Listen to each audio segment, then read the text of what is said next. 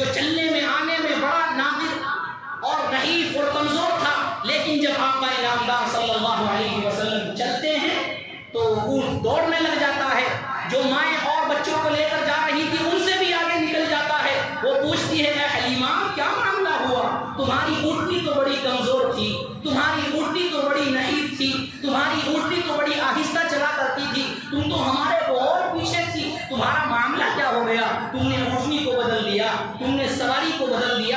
حضرت حلیمہ کہتی ہے نہ اونٹ بدلا نہ سواری بدلی، ہاں یہ بچہ جو اس کے اندر بیٹھا ہے یہ زیادہ ہو گیا، شہسوار اس کا بدل گیا ہے۔ پہلے میرا شور آگے بیٹھا تھا، اب آقا نامدار صلی اللہ علیہ وسلم یعنی یہ بچہ آگے بیٹھا ہے۔ اللہ رب العزت نے اس کی برکت سے، اس لیے کہ یہ بچہ برکت والا ہے، یہ بچہ خیر والا ہے، یہ بچہ رحمت والا ہے، اس بچے کی برکت کی وجہ سے، خیر کی وجہ سے، رحمت کی وجہ سے اللہ رب العزت نے اونٹ کے اندر بھی طاقت کو پیدا کر دیا۔ کہاں کہاں تک بتائیں، کون کون سے اجزاء بیان کیے جائے۔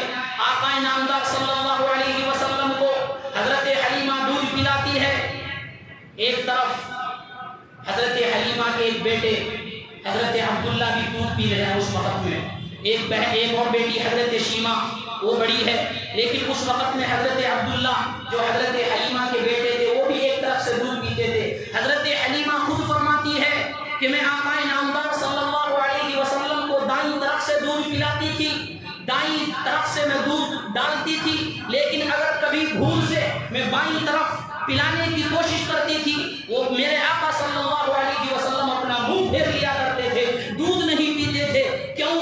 وجہ کیا ہے؟ سبب کیا ہے؟ بچے کو کیا معلوم؟ بچے کو تو صرف دودھ پینا ہوتا ہے، چاہے دائیں طرف سے پیے چاہے بائیں طرف سے پیے۔ معاملہ کیا تھا؟ ارے میرے آقا کا ولادت ہی نرالی تھی، میرے آقا صلی اللہ علیہ وسلم کا بچپن بھی نرالا تھا۔ سنیے حضرت حلیمہ فرماتی ہے میں ہمیشہ دودھ دائیں طرف سے پلایا کرتی تھی، اگر کبھی بائیں طرف لے جایا کرتی تھی میرے آقا منہ موڑ لیا کرتے تھے۔ وجہ کیا تھی؟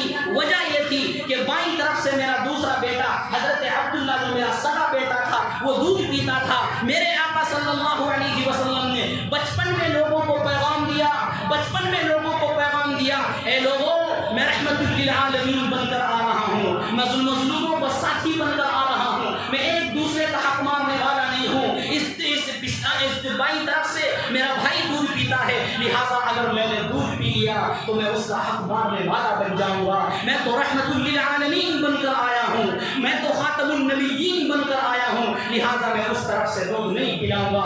امت کے لیے پیغام ہے اے لوگوں ایک دوسرے کے حق کو نہ مارو، ایک دوسرے کے حق کو نہ مارو، ایک دوسرے کے ساتھ انصاف کا معاملہ کرو۔ آقا نامدار صلی اللہ علیہ وسلم بچپن میں دوسرے کی رعایت کیا کرتے تھے، بچپن میں دوسرے کے حقوق کو پامال نہیں کرتے تھے، بچپن میں ہی دوسروں کے ساتھ انصاف کا معاملہ کیا کرتے تھے۔ یہ ہے انصاف، یہ ولادت، یہ واقعات، ان سے کیا سبق حاصل ہوتا ہے؟ یہی وہ چیزیں ہیں جو ہمیں محسوس ہو رہی ہے کہ بچپن سے ہی آپ صلی اللہ علیہ وسلم کی تبلیغ ہو رہی ہے کہ کسی کا حق مت مارو، ناانصافی مت کرو۔ کل ایک تحریر پڑھی، اس میں لکھا ہے ناانصافی اور حقوق کی بات تو یہاں تک ہے کہ ہمارے درمیان ادھر غیر ممالک کی طرف لکھا ہے کل ایک تحریر کہ نعت پڑھنے والوں کو، جلسہ کرنے والوں کو، جلسے پر بلانے والوں کو کروڑوں روپیے خرچ کیے جا رہے ہیں۔